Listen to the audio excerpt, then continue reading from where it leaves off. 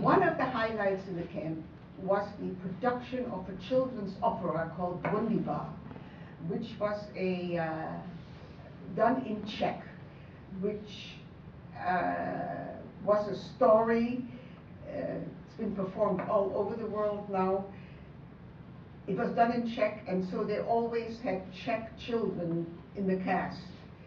It was a musical, but everybody knew how to hum at least, if not the words, they knew the song. And every couple of weeks, it was a new cast, because again, the children were sent on to Auschwitz.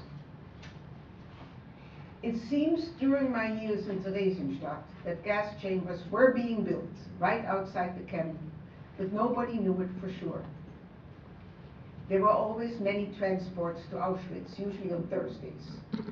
Quotas had to be filled, and aside from just regular people, the many artists and musicians, writers, actors, paintings, philosophers, intellectuals, they were all sent to their death, including one set of my grandparents and many relatives.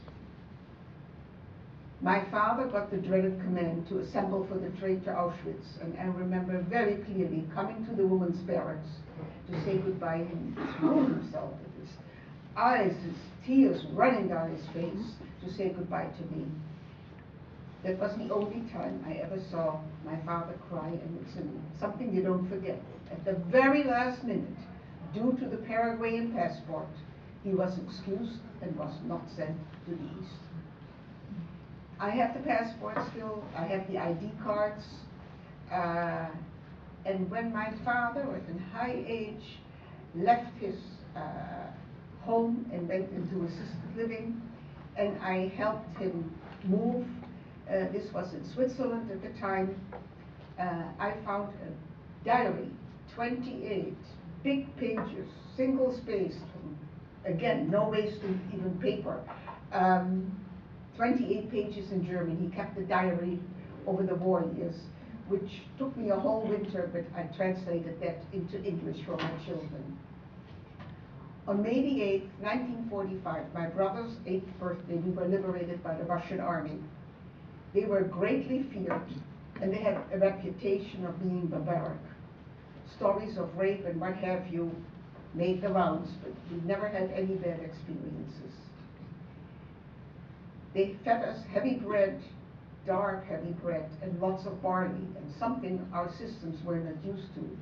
And unfortunately, many inmates who managed to stay alive during the war years in the concentration camp died of the sudden food that their stomach couldn't take. Our return trip to Amsterdam took many, many weeks. We traveled at times by train, this time regular trains, trucks, but the tracks were very often bombed out, the roads were bombed out, and I think it took us 3 weeks to reach Amsterdam from Theresienstadt, with a stop at Pilsen, which is at the border of Germany and Czechoslovakia, where we were turned over to the American Army, and where I had my first orange and my first piece of chewing gum, and where my parents, who followed 2 soldiers walking along and picking up their burning little cigarette butts, they picked them up, and the soldiers saw it and said, "Oh no, we should never do that again." And they took my parents and they gave them, in those days cigarettes was not supposed to be that bad. They took a liking to our family. They took my brother and myself to a movie. We slept in a bed with white sheets. It was like a Disney World. It was unbelievable. We finally got to Amsterdam, and my father contacted a non-Jewish friend whom he had given a lot of worldly possessions to for safekeeping. Little did we know that that particular gentleman had collaborated with the Germans. He had gambled on the fact that we wouldn't come back, and he was totally surprised to hear from us. And when my father explained that we literally had no roof over our head and asked if he could take us in, His reply was negative. No, I'm busy tonight. And so we slept the first night back in Amsterdam in the old-fashioned luggage carts, which were wood with a low platform and with a side on front and in the back. We had to rebuild our lives slowly. First, we lived in a rented room, but within 2 years we were back on track. My brother was sent to a special school because he had learned during the war years to steal. Whatever you could get hold of, you steal. And so, when we lived in Amsterdam after the war, he would come home.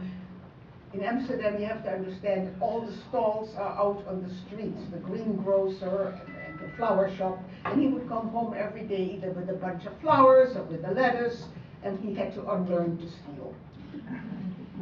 Much later, in the 80s, when I spent many hours with my widowed fathers and I asked them questions pertaining the war years, he was not well and he was not willing to discuss it, and he would only say in German, "Lass mich in Ruhe," meaning, "leave me in peace." He refused to talk about it. Pre-war years, Holland had 150,000 Jews. After the war, 33,000 survived. I want to end this by saying that according to the statistics, 15,000 children went through Theresienstadt and only 100 survived. And my brother and I were two of them. And that's pretty mind-boggling.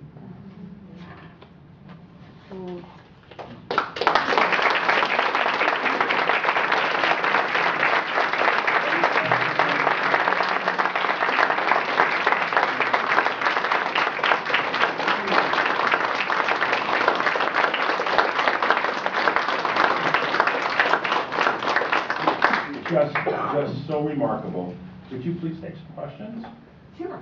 Okay. People have questions?